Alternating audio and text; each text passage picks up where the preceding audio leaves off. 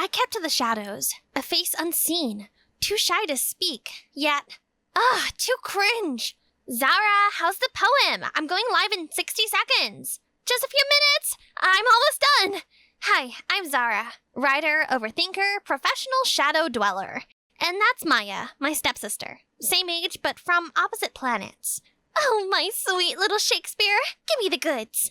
My mom married her dad a year ago. Maya's a mega social media star with millions of followers, viral videos, and because she was always sharing lovely poems, her fans call her the word queen.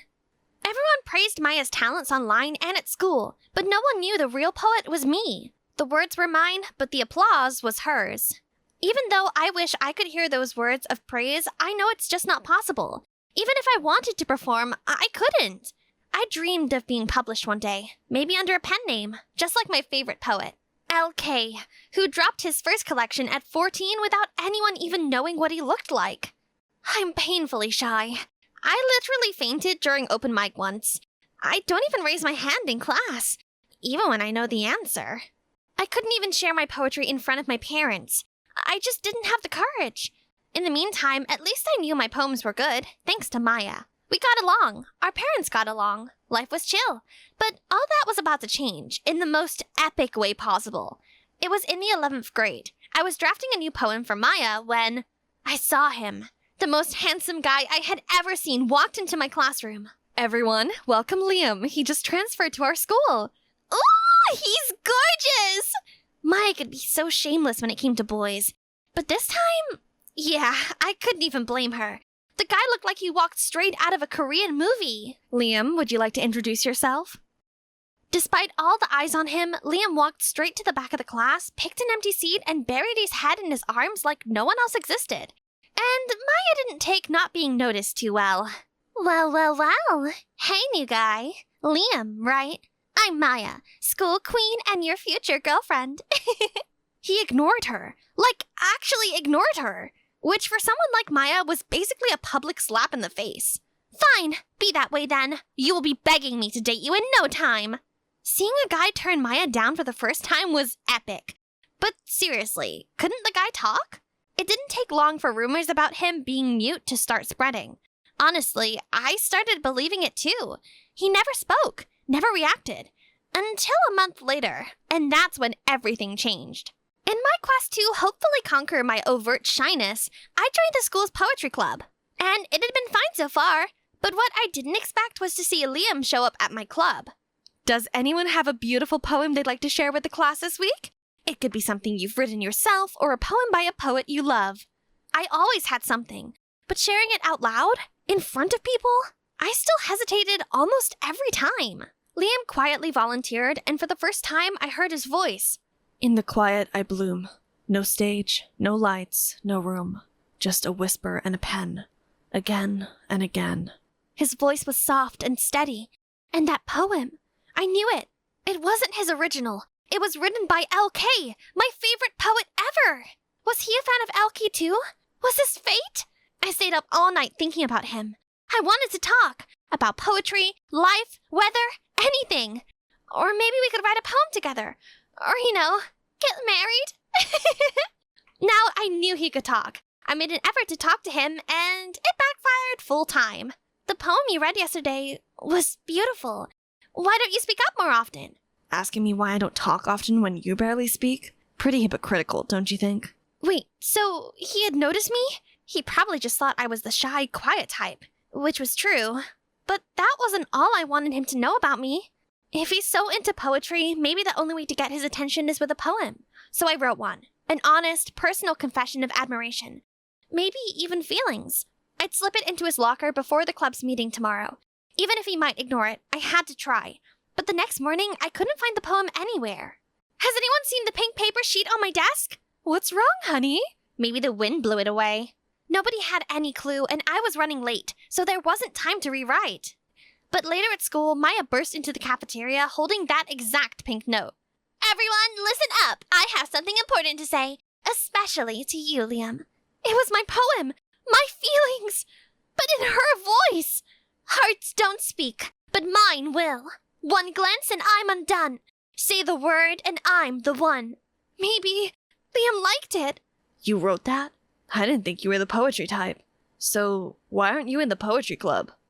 Everything inside me shattered. My poem, my crush, gone, taken from me. I felt used, betrayed. Seeing them hang out after that hurt. And the worst part, I couldn't confront her without our parents getting involved. But I couldn't just let it slide. Sweet sister, I'm going live in 10 minutes. Got a poem for me? I'm not feeling very poetic today. Do something else for your fans. Wait, what? You always have a poem. Geez, I don't know, maybe because you've already stolen them all? Like the last one, remember? Daddy! As expected, she went running to Dad. Zara, get down here! But this time, I wasn't going to put up with the unfairness anymore. Even with all of Maya's tricks to make our parents believe I was the bully, I wasn't afraid anymore. Why didn't you help your sister? I had actual schoolwork, and maybe I just didn't feel like being used today. The least you could do is support my daughter's dreams. Oh, so you don't see me as your daughter too, huh? What about my dreams? Zara? No, Mom, I'm done with being Maya's personal poet. When do I get to matter? She stole something that meant everything to me. Stole what? What are you talking about? That poem I was looking for? Maya took it and performed it like it was hers, in front of Liam. That poem was personal. My confession. Maya looked at me like I was gum on her shoe. And I performed it better. Maya! Don't speak to my daughter like that. Oh, now she's your daughter again? See what I said about my parents not getting along if Maya and I didn't get along? That was it. The world thinks I wrote it. Liam clearly liked it. Be real, Zara. Even if you wrote him 1,000 poems, you'd never have the guts to say one out loud. You don't have the guts. Even my parents were staring after her in shock. They probably never knew how selfish she was till now. Her laugh echoed in my brain for hours. And right then, I knew I was done being quiet. It was time to step out of the dark. I started small, spoke up more in class, lifted my eyes when I answered, and the teacher praised me for the progress I'd made. During a class discussion about LK's most iconic poems, the teacher once again seemed eager to hear my thoughts. Zara, what do you think LK meant by this poem? Oops, everyone don't look at Zara. If you look at Zara, she freezes up like a statue and goes totally silent. And then the whole class burst into laughter, throwing mocking looks my way. It's about guilt. You can feel it, like he's haunted by something he did. The room went quiet. Everyone was gaping at me, including Liam. Wow, that was a bold interpretation. But, you're not quite right. Thoughts, Liam? That's exactly what it's about. Wait, what? How can you be sure? Because I wrote it. LK. Liam Clint. That's me. Well done, Zara. The room exploded. Everyone wanted his autograph. I couldn't believe my ears.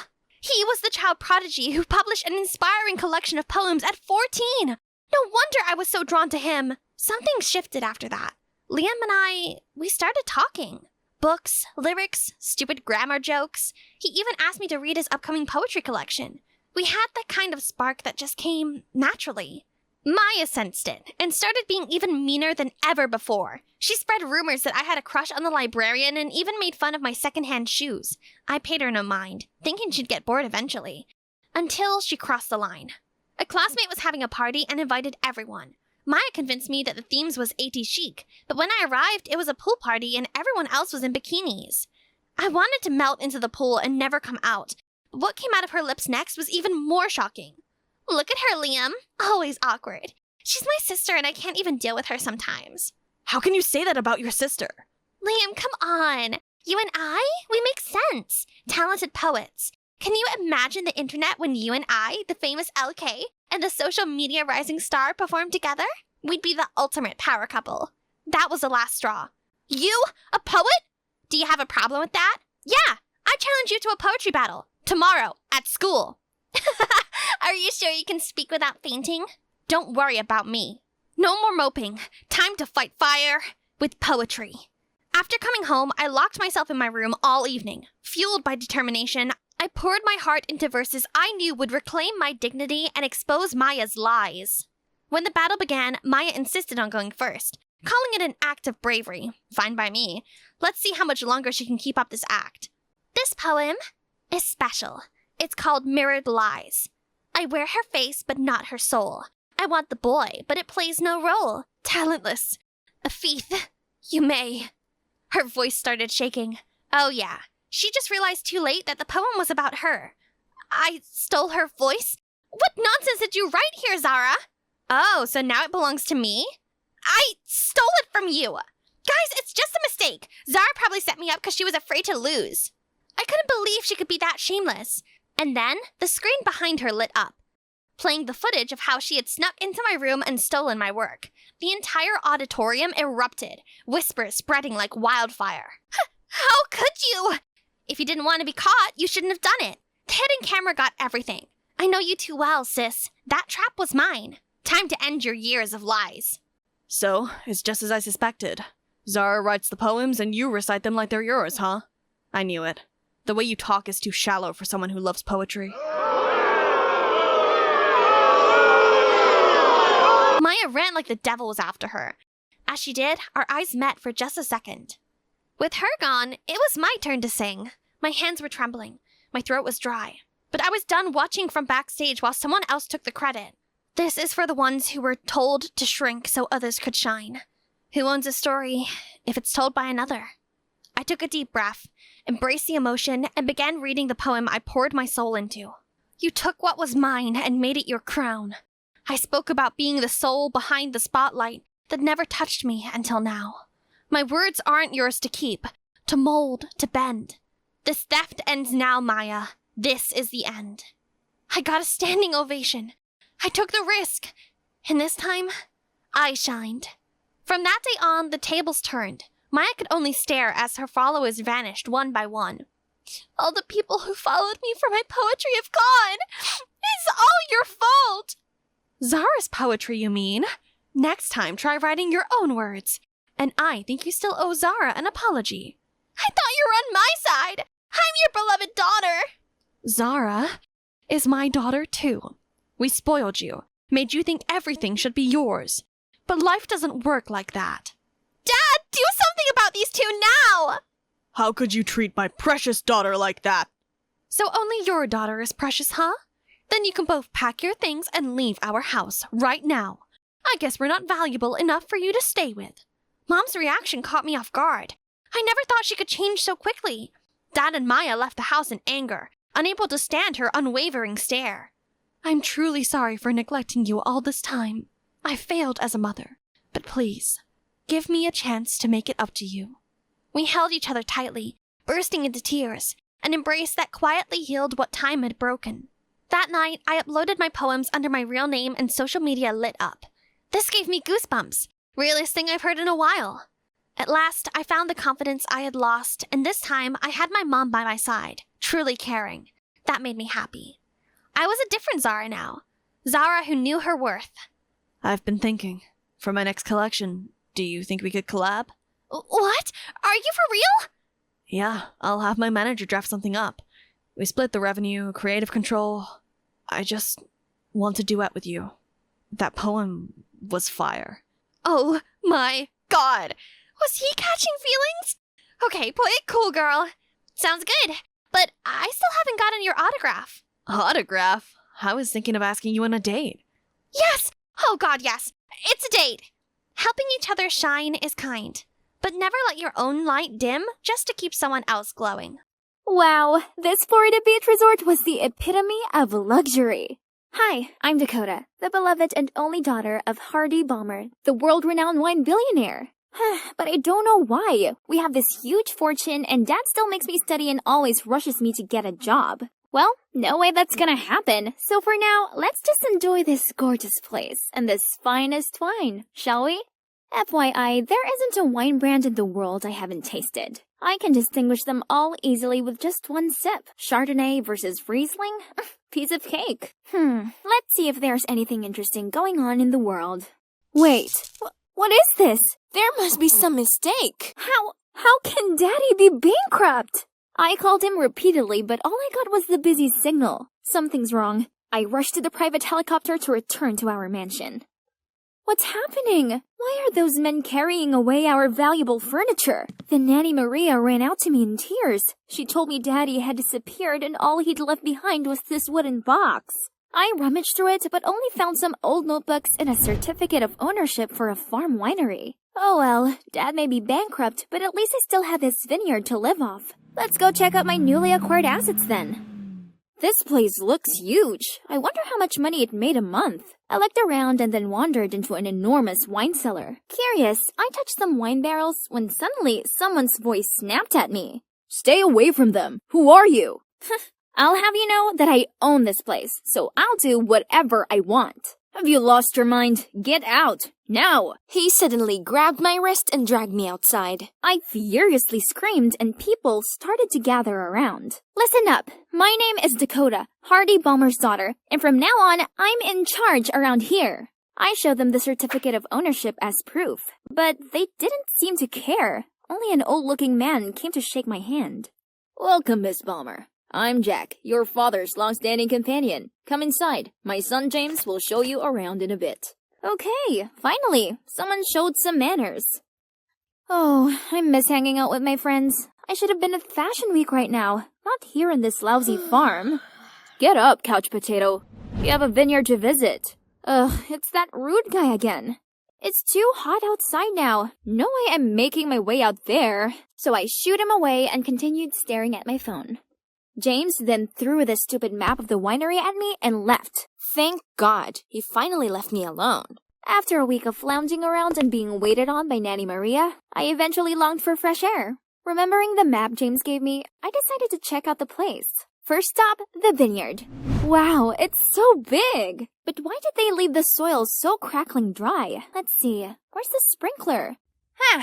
There we go. But as soon as I turned it on, a scowling farmer ran over and immediately turned it off. Hey, miss. This is not your toy. What's the attitude? They're my employees but have the cheek to act this snootily to me? Harvest is in 2 weeks. To keep the sweetness of the grapes, no one waters them. Why is this James guy everywhere? I'm the daughter of the wine billionaire. I didn't need any preaching on how to run my farm. Days after that, I came to the farm to pluck up the grass, trim, and fertilize the plants. But I kept getting shooed out. Those awful farmers were so disrespectful. Fine, I needed to show them who's the real boss here.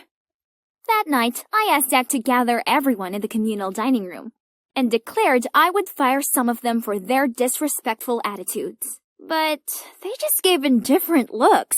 How dare they? Didn't they know I could just sell this place and make them all homeless?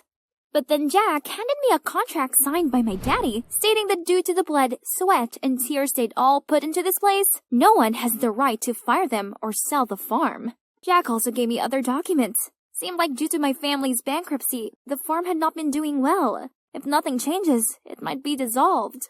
What? So the only property Dad left me was also on the verge of failing? I yelled at them. Then do something to sort it out, now! Suddenly, everyone got up from their seats and glared at me with anger. My head was spinning around. Feeling panicked, I rushed outside. I sat by myself, hugging the wooden box Daddy left me in bewilderment.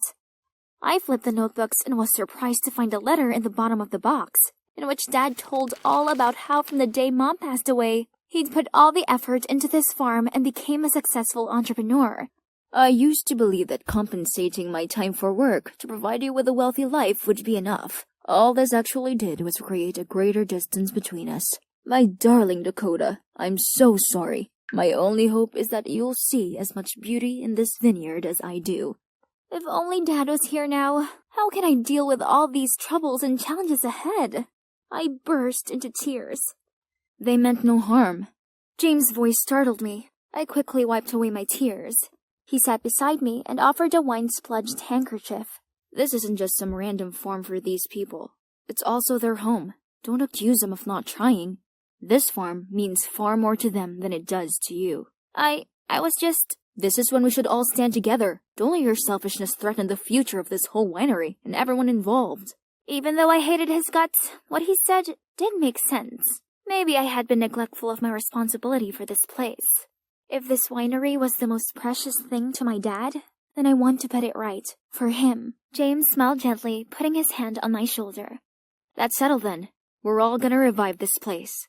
He then left after telling me to show up at the cellar at 5 a.m. the day after. The next morning, while walking around, James told me everything about temperature control and wine brewing. Growing up, Dad would always pass on this wine knowledge to me at the dinner table, and I actually remembered them. He even took me to his wine tasting sessions, and that's how he discovered I was gifted with a great sense of smell and taste buds. Even James was impressed with my talent and said I was born to work in this industry after letting me taste some samples. The next step in the process was much harder than I thought. It took me a whole day to memorize all the different varieties of grapes and how to sort them, but I still messed it up. How come there are so many ripe stages? I was frustrated and was about to leave when Karen, my instructor, called me back. You have to take it slow. Wine takes time and we have to be patient. Okay, fine, I'll try. As I was sorting, I got to chat with the workers, and it turned out they were quite friendly and even helped me out a lot. It was true that these workers really treated this place like their home and cherished it here. It had been more than 2 weeks, and I was harvesting the new crop with everyone. Thanks to the tips in Dad's notebook, with a pinch of my own creativity to it, James and I were in the process of creating a new line of wine.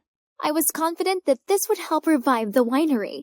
I was checking stuff in the cellar when James rushed in with a leaflet in his hand. Hey Dakota, this is our chance. Wow, so this town was hosting an upcoming wine festival. If our winery could win something, we could gain lots of orders for this season. The next morning, I prepared all the documents to register for the King of Wine contest. While waiting for the interview, I strolled through the showroom and tasted the previous winning wines. Wow, they all have unique tastes. Since I had my eyes closed to appreciate the wine layers, I bumped into a handsome guy and accidentally spilled red wine on his shirt. Oh, I'm sorry. No biggie, it's just a small stain. Oh my, he was such a gentleman, which made me feel even more guilty. I was about to ask for his contact so I could make it up for him later when the organizer called me for the interview. My eyes were just looking away from him for a sec, And he'd already gone. Anyway, it was a blessing the interview went well, and our winery was eligible for the contest. I decided to treat myself to a coffee before heading back. But at the counter, I realized I didn't have any money on me. Oh no. I forgot my wallet. I'll pay for that. Wait, it's him, the guy I spilled the wine on. Turns out he's Danny, and he might be young, but he's in fact a skilled wine critic who even held the position of vice president of the city's wine association. More surprisingly, he's a fan of my dad's and adores the wines he created. After chatting with him, I came back to the farm to tell everyone the good news. They were all very excited and started preparing for the competition right away. 2 weeks before the competition, the organizing committee sent over a few people to do some preliminary assessments. And guess what? Danny was also here, being a part of the inspection team. So, after the inspection, I invited Danny to stay and share some knowledge about wine brewing. And fortunately, he's free for a few days and was pleased to stick around. Yay! I excitedly told James the great news, but he responded with no interest. That's not exactly good news. Why? Oh, I see. You're jealous of him, aren't you? What? Me? Jealous? What does he even have for me to be envious about? Well, he's handsome and also exceedingly knowledgeable about wine. And people seem to like him. Wait, where are you going? I haven't finished. Whatever, no one needs him, as we have Danny here now, such a charming gentleman. For the next 2 days, Danny kept trying to make time for me. Yes, just the two of us. Gosh, he's so romantic. I could spend hours with him. Dakota, you're the most special girl I've ever met. Hey, dinner time. Ugh, another would-be perfect moment ruined by James. He seemed to go out of his way to come between us.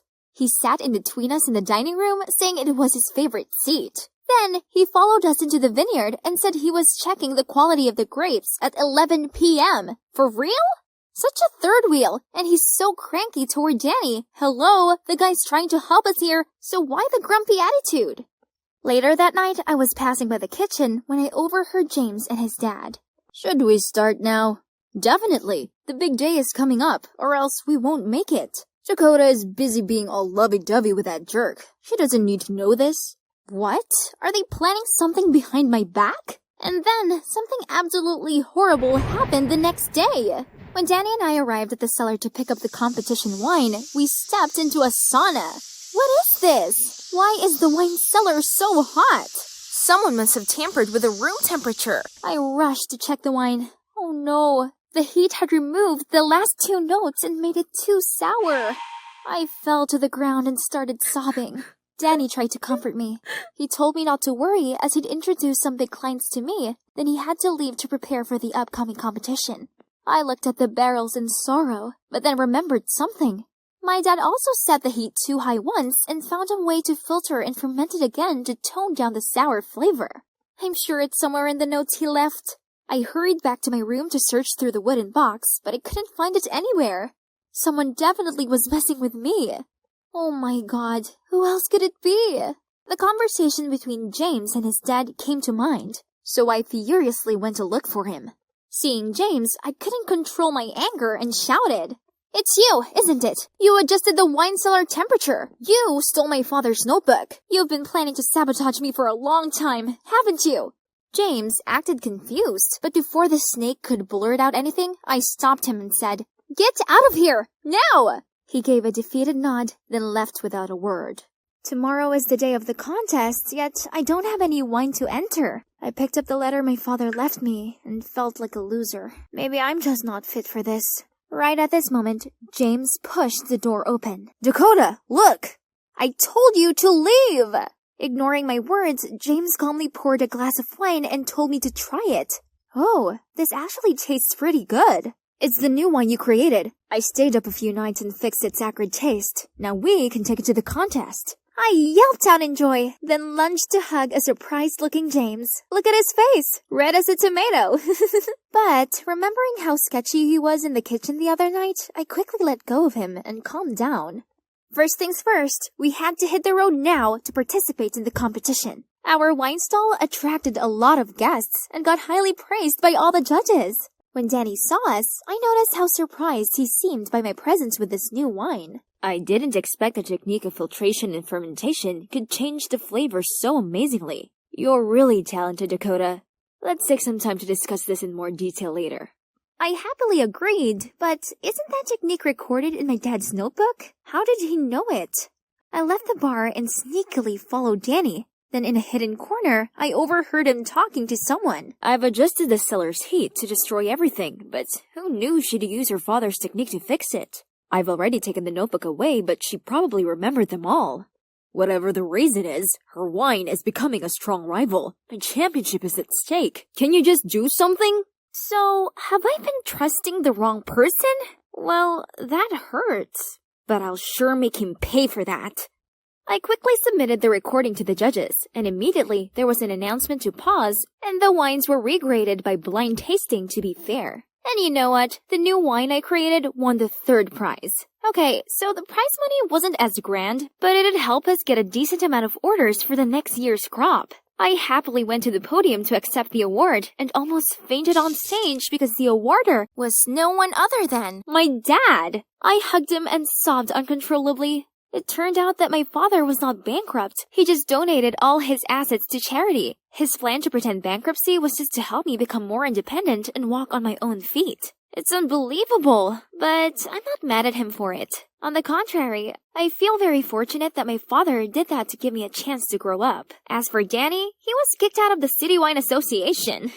That's the price to pay for his cattishness. He deserves it. And James, it turns out that the conversation between him and his father was just about fixing the wine, as the two of them discovered the spoiled wine way before I did. Now, the vineyard is my first career, just like it was my dad's. This place is my home, and the workers are my family. Yep, this even includes this cold, cranky guy. I was sitting at my usual spot in the common room during break time, coding of course, eyes glued to my MacBook Pro when suddenly, Evelyn, my best friend, barged in and ran straight over to a group of girls. Here she goes again. Guys, I've got big news. You all know Helen, right? The cheerleader? Kay. She has a huge crush on Dean, so she went to the locker and it said yes. Now guess what? I just saw them in the hallway, kissing! Ha! These gossip vultures will believe anything. Confused? Let me wrap it up for you. They were talking about this mysterious locker, situated in the school's back alley. The creepy part was, it could actually speak and foretell your future love partner. For it to work, you had to visit the locker between 6 and 7 p.m. Tap on it exactly 3 times and say the spell. Roses are red, violets are blue, in a world of love, just we two. Then, ask it if you and your crush are compatible. If the locker said yes, then congratulations. But if no, then too bad. This proves it. The locker must have some sort of prophecy power. Of course, duh. You know why? 'Cause it's possessed by a lovelorn spirit. Oh boy. If only these naive kids knew the truth. The mystical locker that they so worshipped was actually a product of advanced IT, of which the mastermind was moi. Didn't see that coming, did you? I'm Karina, by the way, but people like to call me Robot Girl 'cause I'm a super proud tech genius. But kids my age didn't appreciate my talents as they only seemed to care about love. Especially Alicia over there. She despised IT and presumed that anyone into it was a stone-cold machine who'd never ever had a relationship. So, being the tech whiz that I am, I had to come up with a brilliant plan to prove her wrong. I spent every bit of spare time I had coding.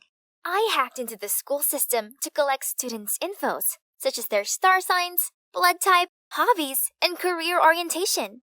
Then, I used this as a database to create a love compatibility calculator. And just like that, my first brainchild was born. Easy peasy. Using it was simple. All I had to do was insert the 2 names and it'd show me a yes or a no.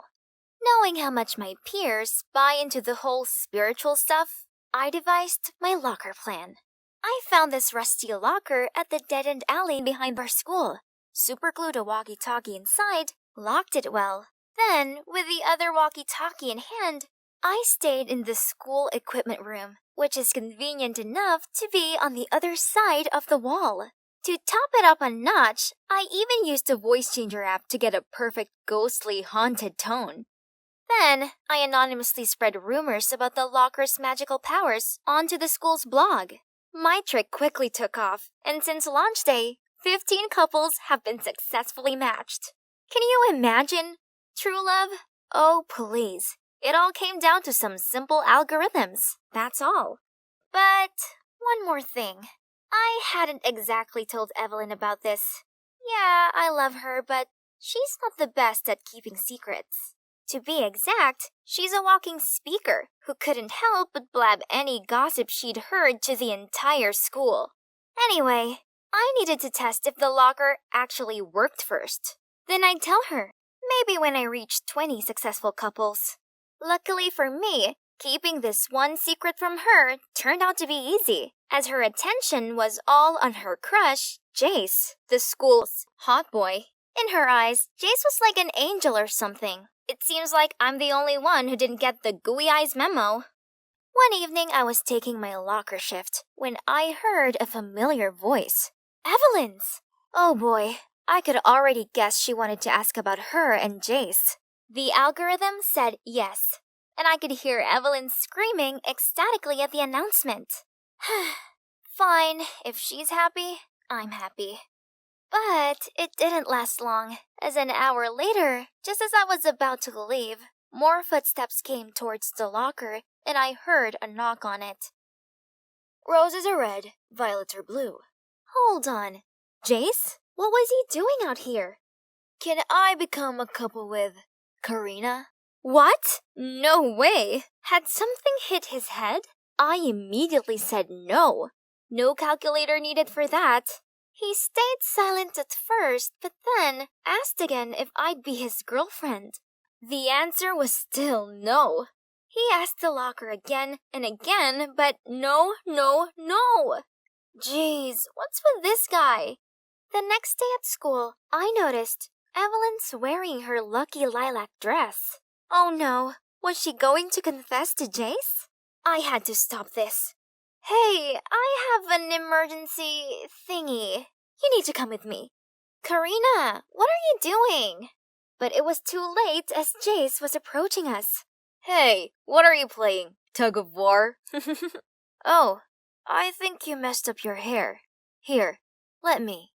Jeez, he was unnecessarily close. And the worst part was that Evelyn just witnessed the whole thing. Right at that moment, the bell rang and she left for class. Jace, this idiot! The locker said no already, and there he went, messing it all up. Now, I had to wait till the end of class to explain things to Evelyn. But things weren't that easy, as every time I tried to approach her, she gave me this flustered look, then hurried away. One time, I managed to reach her, but then, yep, you guessed it, shameless Jace showed up and ruined the conversation. Gosh, this leech wouldn't quit bothering me. In math class, he asked the teacher to let him change from Evelyn's group to mine, 'cause he suddenly wanted me to tutor him. The worst part was, the more I tried to ignore him, the more interested in me he seemed to get. Until one day, as I was running away from him, I bumped into someone. It was the school's head boy, Killian. Oh man, I was sure I was in trouble, but... Can you see her bothering her? Quit it already. Did Killian just defend me? But, uh-oh, that sure made Jace mad. It's none of your business. Excuse me, this is a library, not a theater club. Keep quiet or out. Phew, thank God I got out of there. But, come to think of it, that was a strange thing for the normally stern-faced Killian to do. Whatever. I don't have time to think about this right now.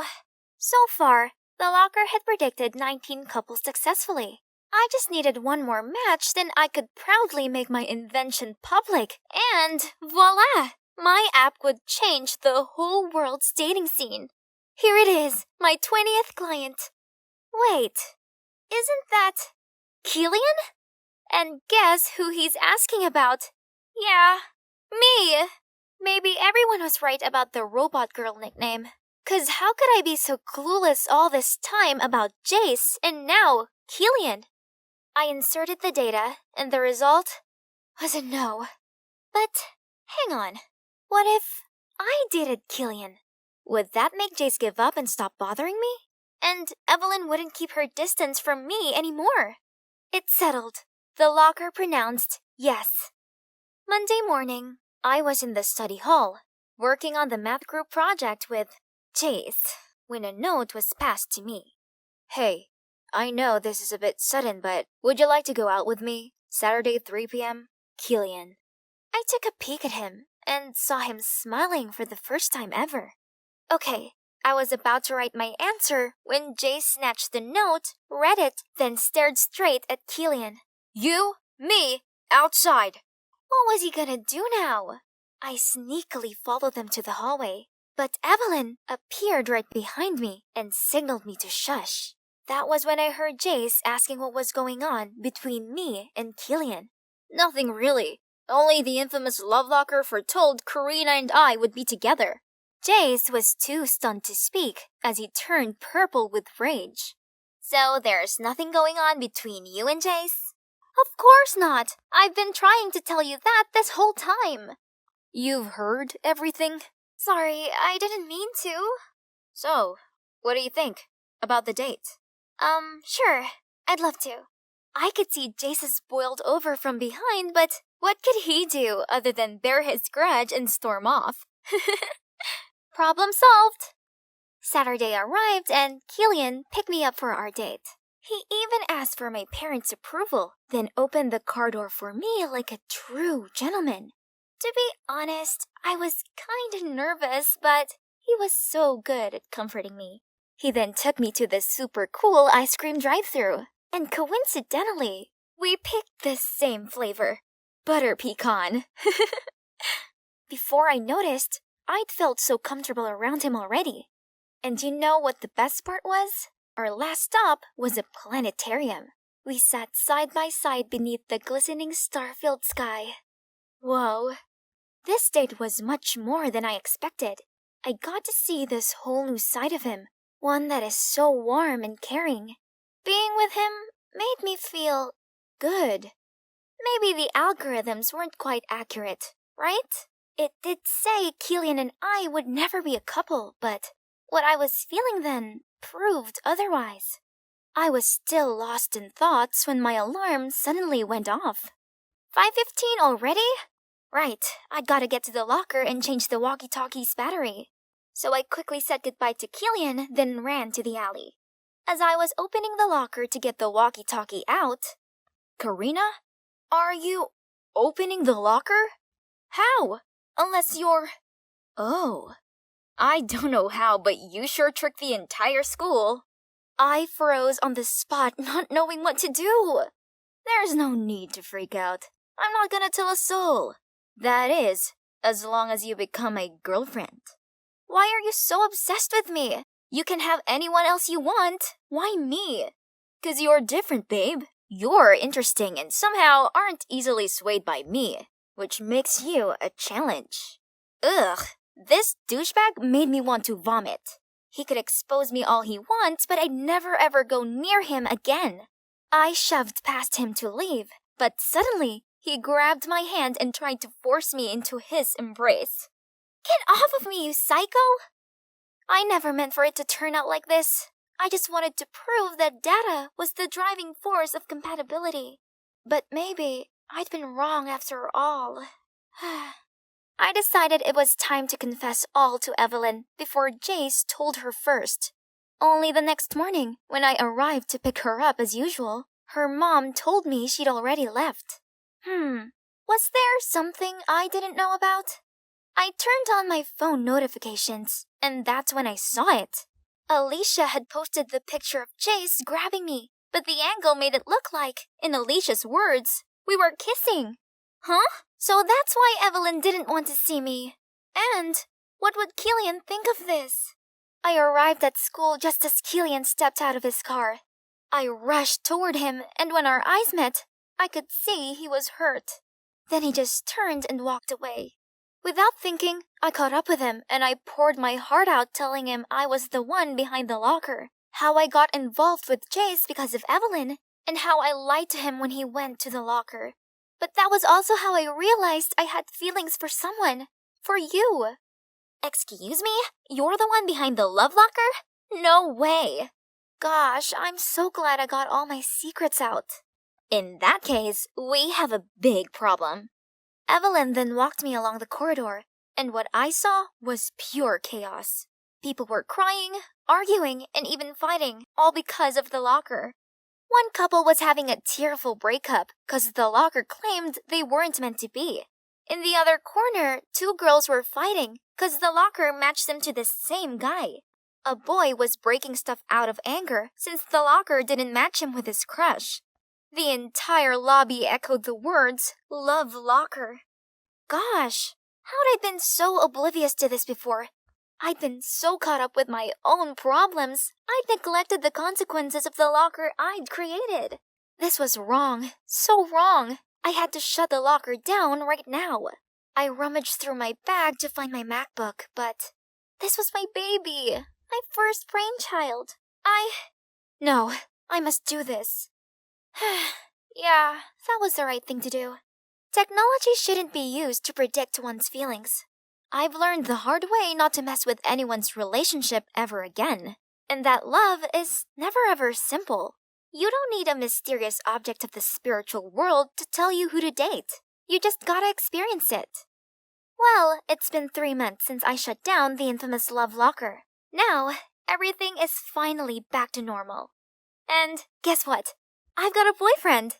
Yup, Killian and I just went official last week.